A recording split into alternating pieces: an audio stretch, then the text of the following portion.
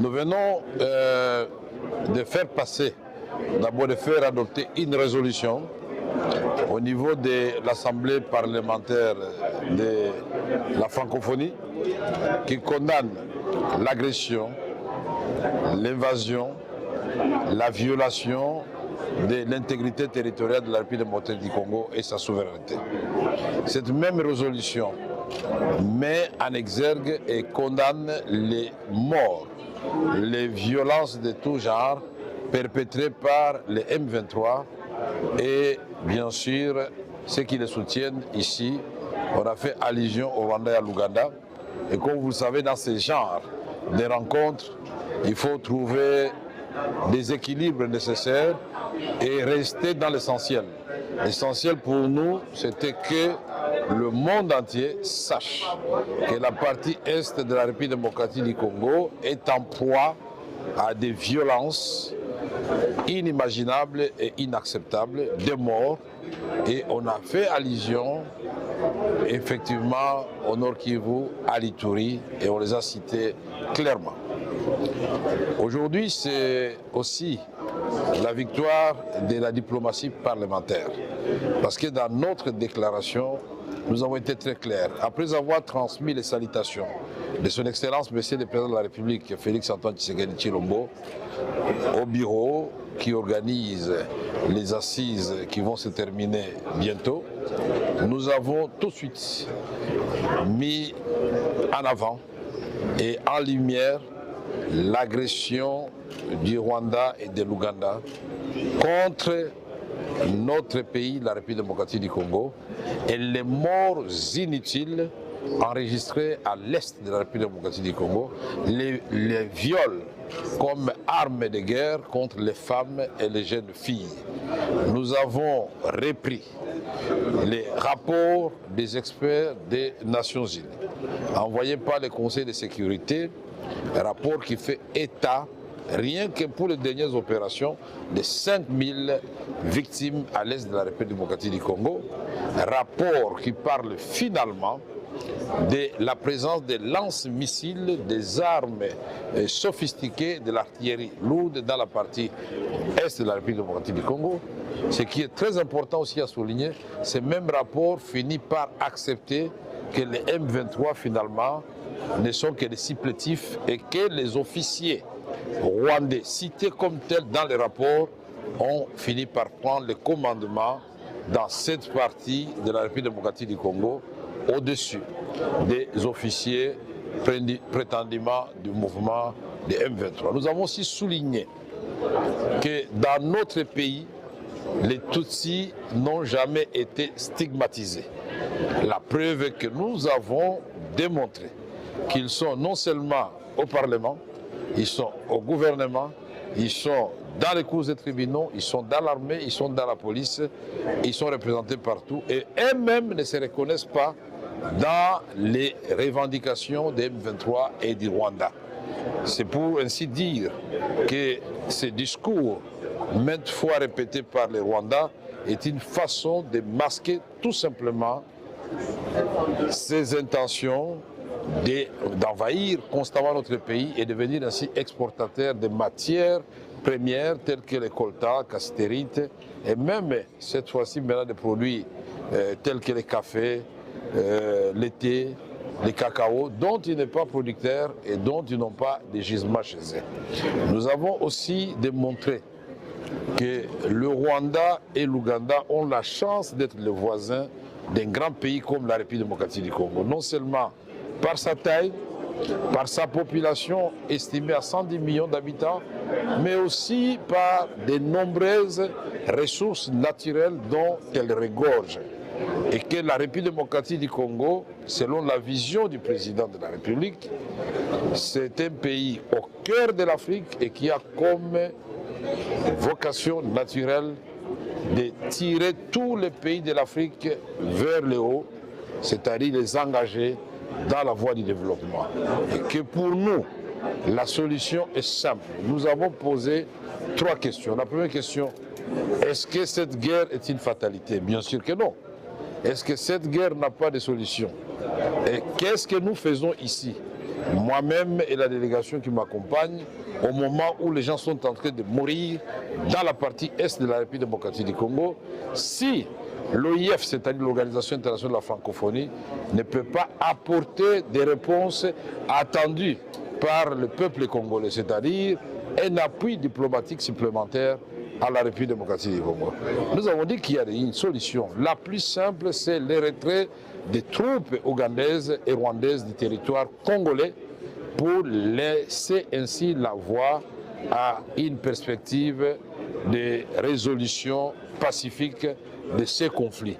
Il est temps que l'Afrique tourne le dos aux armes et aux guerres inutiles pour s'engager résolument dans les chemins pour réaliser le rendez-vous avec sa propre histoire, avec l'espérance, pour qu'ensemble nous construisions une Afrique qui se lève et qui marche dans ce monde qui change. Mais enfin, nous avons dit que tous les pays du monde devraient protéger la République démocratique du Congo, qui est un pays solution, de par sa forêt, sa faune, son hydrographie avec des eaux douces estimées à 53% pour l'ensemble de l'Afrique, 13% pour l'ensemble du monde, et ces énergies propres, non polluantes et renouvelables. 100 000 MW Inga à lui seul, 44 000 MW, capable d'électrifier et d'industrialiser l'ensemble de l'Afrique, une partie de l'Europe et une partie de l'Asie. Ce pays, c'est une chance pour l'humanité, c'est l'espoir de l'humanité. Nous avons aussi dit que ce qui se passe chez nous est plus dramatique que ce que la communauté internationale déplore chaque jour en Ukraine et au Moyen-Orient. Et que ce silence assourdissant de la communauté internationale, nous ne pouvons plus le supporter pendant longtemps. Donc, le Canada aujourd'hui nous a offert un cadre à travers l'APF de faire entendre la voix de la République démocratique du Congo. Et c'est ici l'occasion de remercier les autorités canadiennes pour l'accueil qu'ils nous ont réservé, mais aussi le cadre qu'ils nous ont offert et l'organisation qui a été menée de main de maître par le président sortant et l'ensemble du bureau qui le composait. Nous voulons aussi vous dire qu'aujourd'hui, la diplomatie parlementaire congolaise a gagné une résolution qui a été adoptée par l'ensemble des pays francophones, y compris le Rwanda, qui condamne cette guerre et qui demande que les armes cessent dans cette partie de la République démocratique du Congo. Et que désormais, les parlements du monde, et particulièrement africains, puissent prendre des initiatives pour ramener ou accompagner nos exécutifs pour amener la paix au Burkina Faso, au Mali, au Niger, en République démocratique du Congo et même entre l'Algérie et le Maroc. C'est très intéressant ce que nous avons dit comme travail. Et aujourd'hui, nous remercions aussi la Suisse qui nous a soutenus à la suite de mon intervention, la Belgique, la Côte d'Ivoire, le Cameroun, le Sénégal. Beaucoup de pays ont soutenu la République démocratique du Congo. Dans sa réplique timide du Rwanda, qui n'a pas demandé ou appelé une réplique de la part de la République démocratique du Congo, nous avons senti que c'est comme si ils voulaient dire qu'ils ne disent mot consent. Et que, bon, et ils ont dit aussi qu'ils veulent la paix. Mais nous voulons ici parler vérité et que nous soyons sincères, on va trouver des solutions à ce problème. En attendant, nous devons tous, Congolaises et Congolais, ouvrir les yeux et le bon pour préserver l'intégrité de notre territoire, la souveraineté de notre pays. Ne soyons pas naïfs. On n'a pas encore résolu le problème. Merci. Merci beaucoup. Non, j'ai voulu vous présenter mon jeune frère et collègue, chef de la délégation du Sénégal. C'est parmi les pays qui nous ont soutenus. Je vous ai dit parler du Sénégal, de la Côte d'Ivoire, je vous ai parlé de la Belgique, de la Suisse. Et beaucoup de pays nous ont soutenus aujourd'hui et je voulais lui dire merci beaucoup de cet esprit de panafricaniste. Absolument. Et je l'ai dit, Monsieur le Président, je pense que je fais partie de ceux qui pensent que les problèmes en Afrique doivent pouvoir se régler en Afrique et par les Africains. Ils en ont la capacité, ils sont bien formés pour le faire, mais aussi chaque région a sa spécificité. Un grand penseur, un grand de mes professeurs, Mbaye Gueye, qui était à l'université, me disait on ne peut pas juger l'autre en se référant à ses propres normes. L'Afrique a sa spécificité, les Africains ont leur spécificité et aujourd'hui la transition démographique qui est en train de s'opérer, qui montre que l'Afrique aujourd'hui a pratiquement 70% de sa population moins de 35 ans, doit nous faire réfléchir avant même de prendre certaines décisions. C'est pourquoi je dis que la RDC, qui est un grand pays francophone, un grand pays d'Afrique, doit être aujourd'hui aux côtés des autres Africains, mais les Africains doivent être aux côtés de la RDC pour qu'ensemble on puisse régler ces problèmes. D'abord, certains dirigeants aujourd'hui en Afrique nous inspirent, dont vous-même, c'est pas parce que vous êtes là, mais vous faites aujourd'hui la fierté de toute une jeunesse africaine par votre combativité. Et comme on dit en Afrique, vous venez de loin. Ce qui veut dire que nous devons aujourd'hui travailler aux côtés des dirigeants comme vous pour essayer de régler ces problèmes-là. C'est pourquoi j'ai magnifié votre intervention en disant que la diplomatie aujourd'hui parlementaire doit être active et non passive. Et je pense que ce qui se fait aujourd'hui, parce que nous sommes des représentants des populations, il n'y a pas plus légitime que le député qui a reçu les suffrages des populations. Le président de la République est nommé au suffrage universel direct, mais le député aussi est nommé au suffrage universel direct par un corps électoral et vous êtes encore à l'Assemblée nommé, élu par vos collègues.